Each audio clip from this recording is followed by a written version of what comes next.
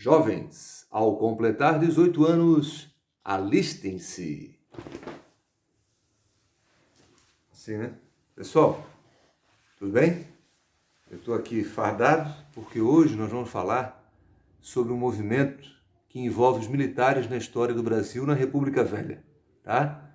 Nós vamos começar falando de uma primeira reação que houve contra os coronéis, uma primeira reação que houve contra o poder dos latifundiários. Primeira vez que alguém fez alguma coisa contra esses caras. Até porque nós estamos falando de República Velha, certo?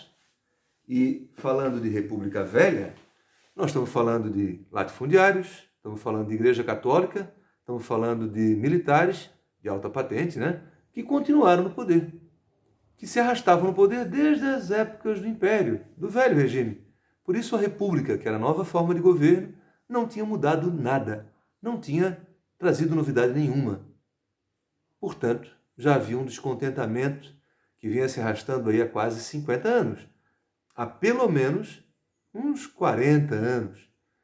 Então, se nós pensarmos desse jeito, nós vamos tentar entender que esse movimento que surge, motivado, organizado pelos jovens oficiais militares, jovens oficiais militares das Forças Armadas, eles organizam um movimento chamado de tenentismo.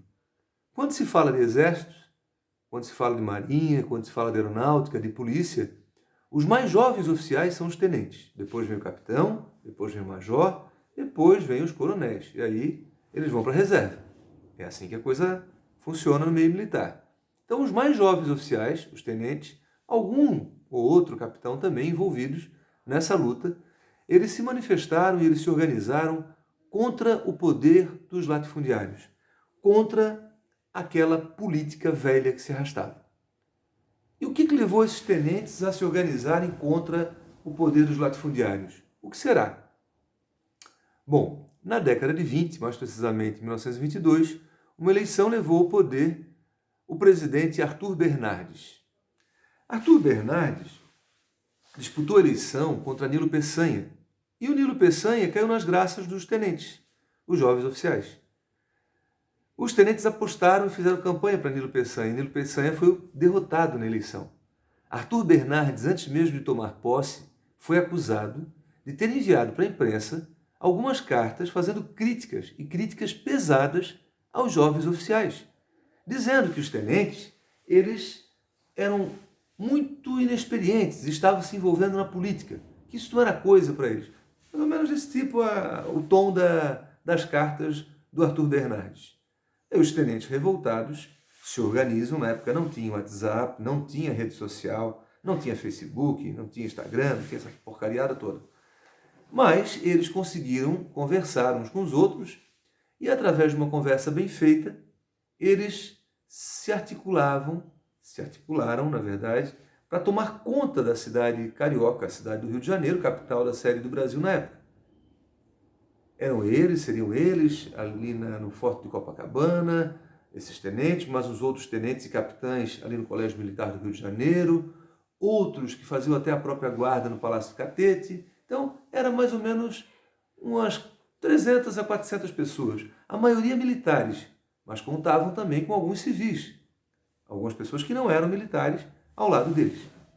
Só que, no dia programado para fazer a rebelião, um grupo de 100 homens, mais ou menos, invadiram e tomaram o Forte de Copacabana. Copacabana fica na zona sul do Rio de Janeiro e o forte ele fica na fronteira, ele fica no limite entre a Praia do Arpoador, a Pedra do Arpoador, que vai fazer margem ali com o Leblon, na zona sul, e Copacabana. Então, numa ponta que entra no mar, está lá o forte. Eles invadiram o forte, pegaram em armas e disseram, ó, só vamos sair daqui mortos. A gente vai lutar com bravura. Só que ficaram sabendo que o pessoal do Colégio Militar e de outros pontos que deveria invadir e que deveria pegar em armas, deu para trás. Miou, desistiu. WO, parece até um time lá do Estreito. Resultado disso, a maioria dos militares que estavam no Forte Copacabana desistiu da ideia de assumir uma luta armada para derrubar o Arthur Bernardes. Só que daqueles homens que estavam lá dentro, 17 militares e um civil, 18 homens, disseram: não, a gente não vai desistir. Nós vamos sair trocando tiros, nem que seja com 1.000 homens aí fora ou 10.000 homens, não importa. Nós vamos sair e vamos derrubar Arthur Bernardes. E saíram armados, atirando, mas principalmente levando bala. Essa foi a revolta dos 18 do Forte. Dos 18, somente 2 sobreviveram: Eduardo Gomes e Siqueira Campos. Em seguida surgiu um outro movimento em São Paulo, em 1924, 2 anos depois, surge em São Paulo uma coluna, a Coluna Paulista, que tomou conta do governo de São Paulo e também ameaçou derrubar o Arthur Bernardes. Só que os revoltosos viram que não iam chegar muito longe e eles acabaram se juntando em 1925 com uma outra coluna, um outro grupo de revoltosos que se junta no Rio Grande do Sul e liderados por um capitão, o capitão Luiz Carlos Prestes.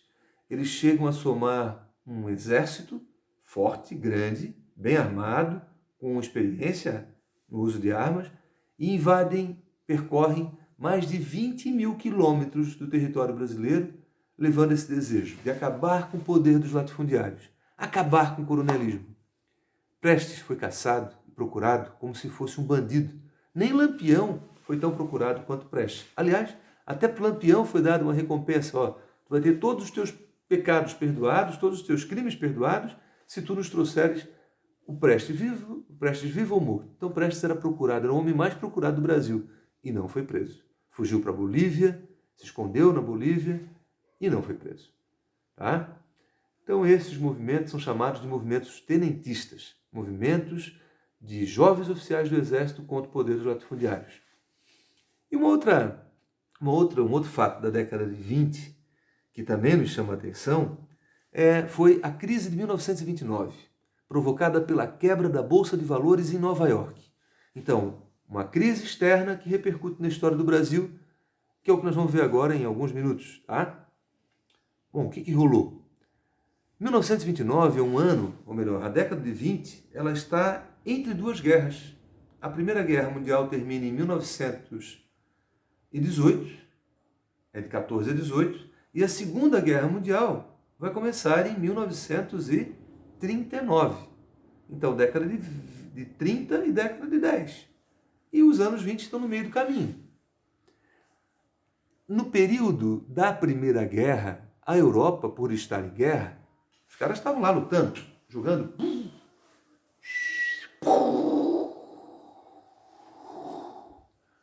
bombas, granadas, lutando na guerra. Se os homens estão lutando na guerra, eles vão parar de produzir. E se eles vão parar de produzir, eles vão parar de consumir? Eles vão continuar consumindo farda, comida, eletrônicos, né? Armas também. Muitas coisas que estavam sendo fabricadas deixaram de ser produzidas na Europa. Mas os americanos do norte, os Estados Unidos, assumiram essa linha de produção. Sabiam que tinha um mercado garantido e começaram a produzir. Para produzir, eles tinham algumas matérias-primas, eles tinham indústria, mas para produzir muito mais do que eles produziam costumeiramente, eles precisavam de quê? Dinheiro. E aí o que eles fizeram? Uma prática comum no mundo capitalista. Começaram a vender muitas ações. E com o dinheiro da venda das ações, uma empresa que tinha um valor X, ela começava a ter um valor 2x, 10x, 20x, 30x. E aí era muita grana. O negócio de ações é um negócio louco, que a gente precisa de muito tempo para explicar. Tá? Bom, o que rolou aí? O que aconteceu? Houve um superfaturamento das ações. Só que terminada a guerra, a Europa voltou a se recuperar. E ela, recuperada, volta a produzir. Consequência disso, as ações, meu Deus, foram lá no pé. E aí, acionistas do mundo inteiro perderam dinheiro. Capitalistas do mundo inteiro perderam dinheiro. Sabe quem é que comprava ações aqui do Brasil? Ações da Bolsa de Valores de Nova York? Os cafeicultores, os produtores de gado leiteiro, os latifundiários. E eles perderam dinheiro. Não ficaram pobres, mas não eram mais aqueles homens tão ricos. E outro fator, o mundo viveu uma crise econômica. E em épocas de crise econômica não se consome coisas supérfluas. Em épocas de crise, a gente compra somente aquilo que é extremamente necessário. Vocês não vão viver num mercado mesmo de máscara, né? Passando álcool toda hora, não vão viver comprando coisas supérfluas. Café era uma coisa supérflua, não é verdade? Então, o café vai sobrar nas prateleiras. Derivados de queijo são coisas supérfluas. As pessoas não vão mais comprar derivados de queijo, de leite, né? Então, derivados de leite, o queijo, no caso, é coisa supérflua. Então, queijo também vai sobrar nas prateleiras. Como eu falei, em épocas de crise a gente compra somente o extremamente necessário. Se vocês forem me ver no Angelone e no Imperatriz, eu não vou estar comprando café, eu não vou estar comprando requeijão, eu vou estar comprando o que é extremamente necessário. É a carne, o sal grosso, é o carvão. Pessoal, eu estou falando para vocês que uma crise muda o Brasil, porque os poderosos começam a perder poder. E isso vai provocar mudanças. Essas mudanças nós vamos ver nas próximas aulas, tá ok? Grande abraço para vocês, se cuidem e mais um recado.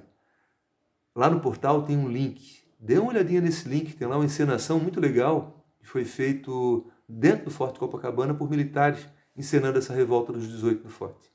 Tá certo? Grande abraço para vocês, saudades e até breve. Grande beijo. Tchau, tchau.